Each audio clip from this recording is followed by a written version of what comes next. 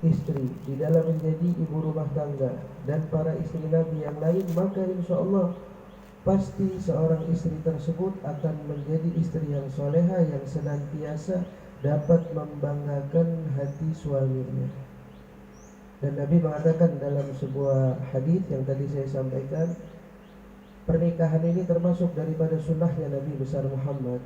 Siapa orang yang berpaling, tidak mengikuti sunnahku, dalam artian dia sanggup, dia mampu untuk menikah tapi tidak menikah, waliyazubillah, malah dia ngambil pintu yang haram, ya, dia melakukan hubungan tanpa adanya pernikahan, haram, ada dilaknat oleh Allah Subhanahu wa taala. Barang siapa yang mampu, kata Nabi, dia bisa untuk menikah tapi tidak menikah, maka dia tidak termasuk daripada golonganku, kata baginda Nabi besar Muhammad sallallahu alaihi wasallam. Dan kita doakan mudah-mudahan wa yakhruj minhuma katsir min at-thayyib wa thayyibat salihin wa salihat, mudah-mudahan kelak dari keduanya memiliki keturunan yang saleh dan salehah, yang dapat membanggakan kedua orang tuanya dan menjadi qurratul ain di sayyidil gaunain. Amin Allahumma amin ya rabbal.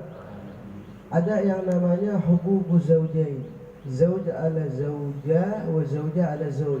Ada hak-hak tuh, saya persingkat saja, hak suami terhadap istri, hak istri terhadap suami, yang mana kalau hak-hak ini betul-betul dijalankan, maka insya Allah kebahagiaan akan meliputi rumah tangga tersebut. Yang pertama saya ingin sampaikan Nabi Muhammad, jadi hak-hak suami, hak-hak istri yang wajib diberikan dari suaminya.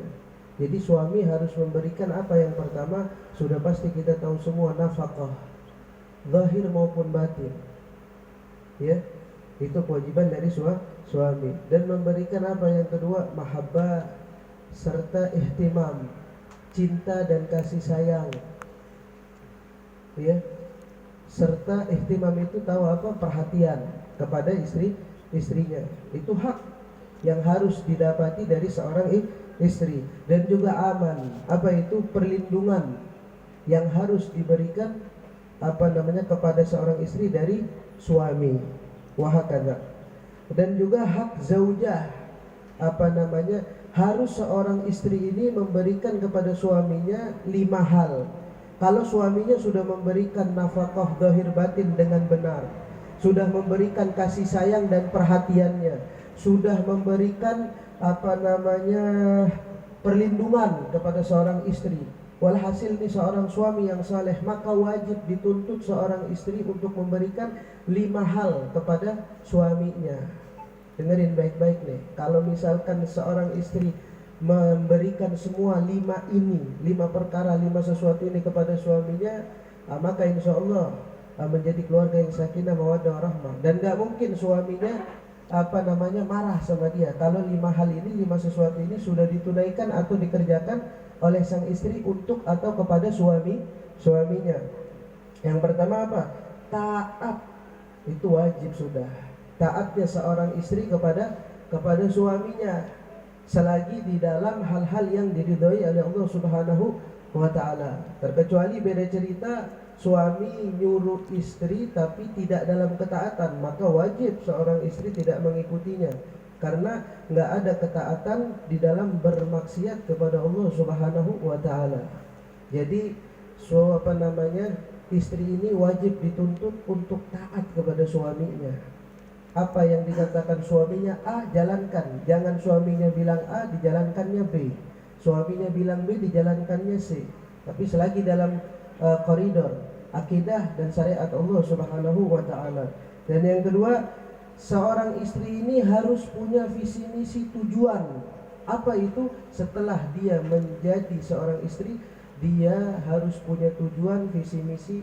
Saya harus bisa menjadi istri yang senantiasa bisa membahagiakan dan menjadi istri soleha, ya, buat suami saya. Itu harus punya, harus punya visi misi seperti itu. Harus bisa nyenengin hati suaminya. Jadi banyak perempuan zaman sekarang yang kebalik dah, serba kebalik semuanya. Maksudnya gimana? Terkadang ada nyenengin orang lain tapi nggak nyenengin suaminya. Contoh di dalam berdandan misalnya, banyak nggak perempuan sekarang yang kalau keluar menornya luar biasa, tapi di dalam rumah kayak pembantu sudah, nggak pernah pakai apa-apa. Nah ini nyenengin orang nggak nyenengin suami, kebalik. Justru harus wajib aula suaminya yang dia senengin. Kalau di luar mah nggak ada urusan deh. Ya sekarang banyak yang kebalik. Perempuan pengen terlihat cantik di depan umum, tapi di depan suaminya biasa-biasa aja. Nah ini apa namanya, termasuk hak suami yang harus didapati dari seorang istri, yaitulah tampil selalu cantik di hadapan suaminya. Wahakada.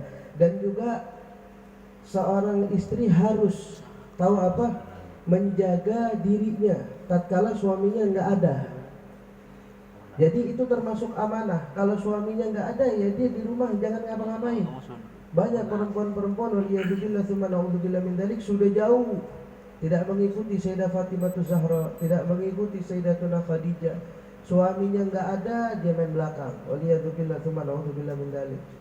Ya, tidak bisa menjaga daripada amanatnya. Kalau suami bilang selagi saya pulang, selagi saya pergi keluar rumah, kamu jangan keluar rumah walaupun selangkah. Maka kalau si istri maksa selangkah saja keluar, sudah neraka jahanam baginya.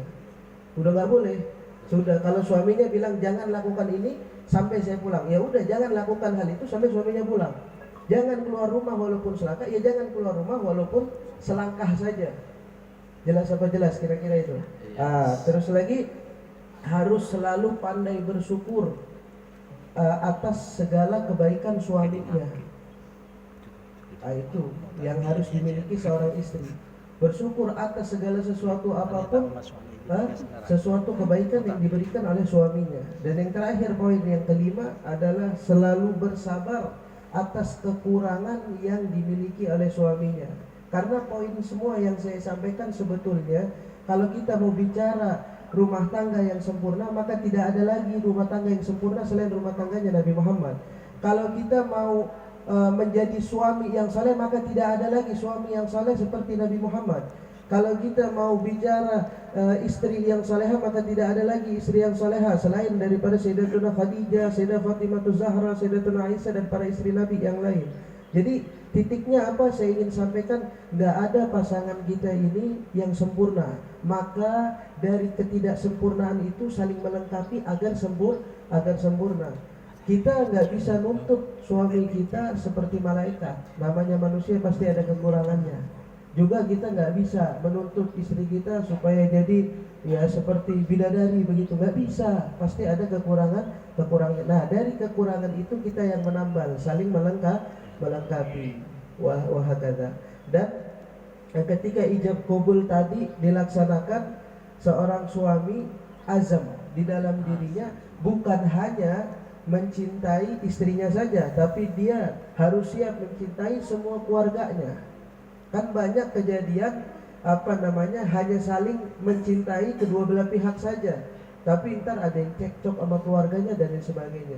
Seorang suami ketika sudah mengatakan kalimat qabiltu tazwijah wa nikah bil mahril madhkur, saya terima nikah dan kawinnya fulana binti fulan wahakada sampai akhir tadi kalimatnya, itu berarti bukan hanya istrinya yang wajib atau yang siap dia cintai, semua keluarganya, bapaknya, ibunya, ipar-iparnya dan lain sebagainya. Wahakada. Dan seorang istri juga begitu, ketika mendengar si suami sudah mengucapkan siap menikahinya dan lain sebagainya, maka keluarga suaminya juga wajib dicintai oleh sang istri, bapaknya, ibunya, saudara-saudara yang lainnya, sehingga nanti ke depannya tidak ada cekcok dan lain sebagainya. Ya mudah-mudahan kita doakan keluarganya menjadi keluarga yang sakinah mawaddah warahmah, diberikan nantinya keturunan yang saleh, salihah, thayyibah. Amin. Allahumma amin ya rabbal alamin. Lebih kurangnya ini saja yang dapat Al-Fakir sampaikan. Wassalamualaikum warahmatullahi taala wabarakatuh.